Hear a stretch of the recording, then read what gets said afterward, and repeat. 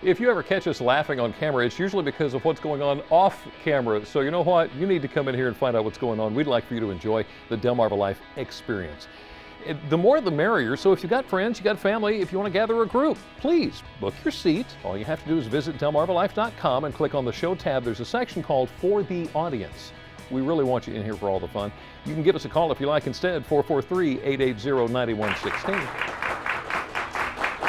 Well, CALSA is one of the finest collections of American fine and decorative arts, and it's right here on Delmarva. A couple months back, we got a small preview of the Biggs Museum of American Art in Dover, but there was so much more to see. So Brian Spiros went back to get another look at the art and stories that go with it. Right in downtown Dover, not far from Legislative Hall, you'll find the Biggs Museum of American Art. It focuses on art from the Mid-Atlantic and Delaware region. What's inside can easily be described in a few words. It's a treasure trove of Americana. Linda Danko is the executive director of the Biggs Museum. We're 20 years old, and in terms of museums, it's in its infancy. The museum was opened back in 1993 by Delaware native Sewell Biggs. It displays the art collection that Mr. Biggs amassed over the course of 60 years. Everything from artwork to furniture. He began collecting at a very young age, starfish, shells, and would put them on display for family and friends and charge admission. That progressed and matured into a very fine eye for looking through grime and dirt and finding a wonderful antiquity that we all enjoy today. The building used to be a visitor center. When the Biggs Museum moved in, it occupied the second and third floors. That has now spread to the first floor as well. And my dreams came true as an executive director, so we could spread out and offer more to our public, from programs to exhibitions to lectures to the full gambit of offerings. So every so often, some of the exhibits inside the museum change. Yes, absolutely. We have rotating exhibitions every few months. This happens to be Big Shot. Museum curator Ryan Grover gave us a tour to show us some of what you'll find inside the museum. So Ryan, as Linda just said, this area is kind of known as the Big Shot. What kind of work is on display right now? Well, right now we have 50 photographs by 50 area artists. These are the winners, basically, of a competition of over 300 submissions from artists all over the Mid-Atlantic region. Now it's time to move to the upper part of the museum. So the neat thing about the museum is that it takes you on a timeline through history. Tell us about the room we're in right now.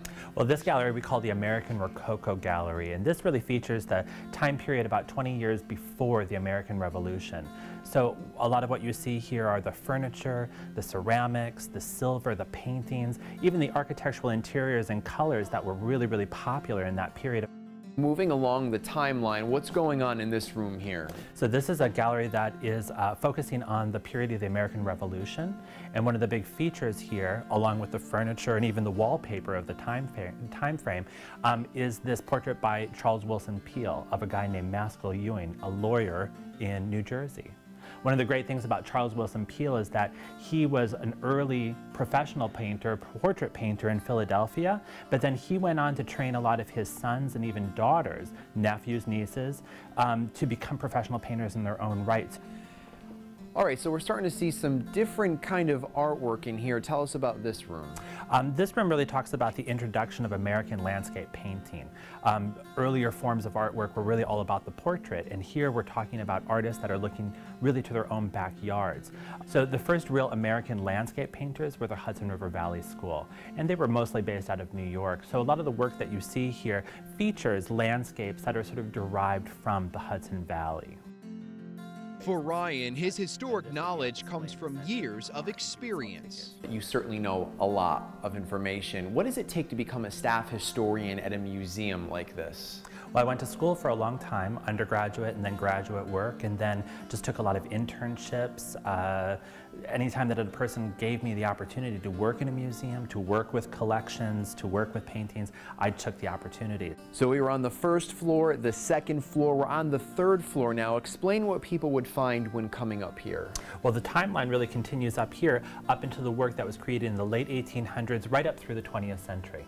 Recent renovations have brought new floors and LED lighting to the rooms and corridors inside the Biggs Museum. More work will be done on the building's exterior come July. A sure sign of things to come as the Biggs Museum continues to grow and inspire. It is a jewel in the crown of Dover. I think it adds a vibrancy and life, and we'll only continue to do more of that.